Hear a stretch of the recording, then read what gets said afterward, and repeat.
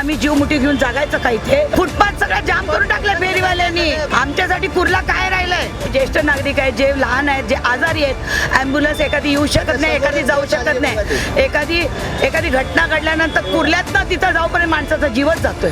आम्हाला टास्क करावा लागतो, टास्क.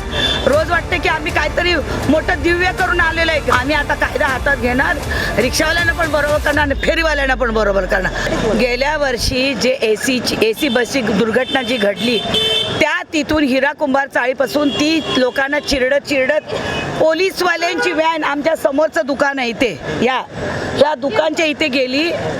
त्या खाली 6 माणसं होती. इथं एक बाई मेली, तिथे एक माणूस मेला आणि पुढे चिरडत त्या एका साईडला जाऊन ती धडकली म्हणून वाचली. इतका मोठा हादसा झाला.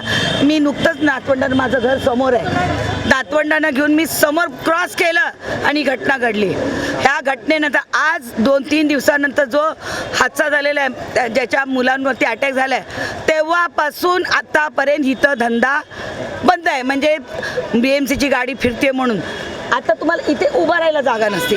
ही सगळी जागा बस स्टॉप पर्यंत पूर्ण इथे धंदेवाले असतात, अपोजिट धंदेवाले असतात. म्हणजे तुम्ही रस्ताच ठेवलेला नाहीये लोकांसाठी. एकीकडे रिक्षावाल्यांचा त्रास, फेरीवाल्यांचा त्रास. कुठे केलं हा रस्ता इथून इथंपर्यंत लोक असतात, इथून इथंपर्यंत असतात. ह्या गर्दीमध्ये अशा बस येत राहत आहेत, इथून रिक्षा येत राहत आहेत. सेफ्टी काय, आम्ही काय म्हटलं तर इथं सिग्नल द्या किंवा आम्हाला झेब्रा क्रॉसिंग द्या, म्हणजे लोकांना निदान पलीकडे जाता येईल. आम्ही जीव मुठीत घ्यायचा, हात करायचा, इकडे हात करायचा आणि जीव घेऊन आम्ही पलीकडे जायचं. एकीकडनं फेरीवाल्यांकडनं वाचायचं, एकीकडनं गाडीवाल्यांकडं. घर समोर आहे, पण एवढ्या घरासाठी आम्हाला टास्क करावा लागतो, टास्क. रोज वाटते की आम्ही काहीतरी मोठं दिव्य करून आलेलं आहे. घरात मुलं घेऊन आलो जीव मुठीत, इथून इथं मार्केट आहे जीव मुठीत, मग आम्ही जीव मुठीत घेऊन जागायचं का इथे? रस्त्यावर चालण्यासाठी तर फुटपाथ असताना फुटपाथ सगळं जाम करून टाकलं फेरीवाल्यांनी. सगळ्या फेरीवाल्यांनी फुटपाथ जाम केलेला आहे. एकही नाही. तुम्ही अचानक एक दिवस या, तुम्हाला नाही फुटपाथ दाखवला ना कुठे कसे बसलेत ना, मी तुम्हाला फोन करते आणि दाखवते. आता आम्हीच हातात शस्त्र घेणार आहे. आता कुठल्या फेरीवाल्याची गय करणार नाही. जे आतमध्ये बसतील त्यांना आम्ही धक्का लावणार नाही, पण जे बाहेर लावतील ना त्यांना सोडणारच नाहीये. जे स्थानिक मार्केटवाले होते ना, ते भरपूर वर्षापासून धंदा करतात.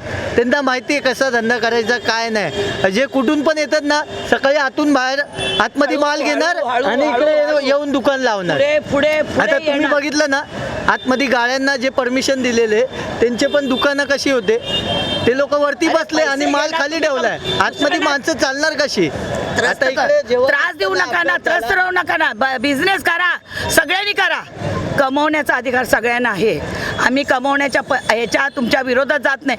नियमा न करा. तुम्ही अधिकृतपणे गाळ्यात धंदा करा, रस्ता मोकळा सोडा, माणसांना यायला जायला राहू दे. रिक्षावाल्यांना सांगतो, जे ज्येष्ठ नागरिक आहेत, जे लहान आहेत, जे आजारी आहेत, ॲम्ब्युलन्स एखादी येऊ शकत नाही, एखादी जाऊ शकत नाही, एखादी घटना घडल्यानंतर कुर्ल्यातनं तिथं जाऊपर्यंत माणसाचा जीवच जातोय. गाडी येणार नाही, ओला येणार नाही. का? कुर्ला नाही बाबा, कंजेस्टेड आहे, वरती उतरा. म्हणजे आम्ही पैसे द्यायचे, वरती उतरण्याचे, खाली यायचं नाही आमच्या घरापर्यंत. आमच्यासाठी कुर्ला काय राहिलंय?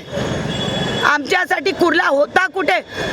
माझं लग्न 79ला झालं, फक्त 2 रिक्षा होत्या, 2. आज रिक्षा एवढे आहेत, पण रिक्षाच आम्हाला मिळत नाही. रिक्षावाल्यांना हात केलं, भाडं नाही, पळत पुढं जाणार. अरे एखादी रिक्षा मिळालं तर असं वाटतं आम्हाला काहीतरी आम्हाला मिळालं. असं थोडीच आहे, असं थोडीच आहे. मग तुम्ही रिक्षावाल्यांनी इथे येऊच नका ना. कुर्ल्यातलं भाडं नाकारणार आणि कुर्ल्यात यायचं नाही, धंदा करायचा नाही. आम्ही आता कायदा हातात घेणार, रिक्षावाल्यांना पण बरोबर करणार आणि फेरीवाल्यांना पण बरोबर करणार. आता कोणाची गैस करली जाणार नाही. रिक्षावाले जो अधिकृतपणे व्यवस्थित गाळ्यात राहील, जो भाडं स्वीकारेल तो रिक्षावाला, जो आपल्या गाळ्यामध्ये बिझनेस करेल तो फेरीवाला, किंवा जे आमचे भाजीवाले फेरीवाले जे आम्हाला जात पात नाही, हिंदू मुस्लिम काही नाही, सगळ्यांनी धंदा करावा, पण त्या आपल्या दिलेल्या पद्धतीनं गाळ्यातच. रस्त्यावर येण्याचा प्रयत्न करणार त्याला मारणारच, काही केलं तरी सोडणार नाही.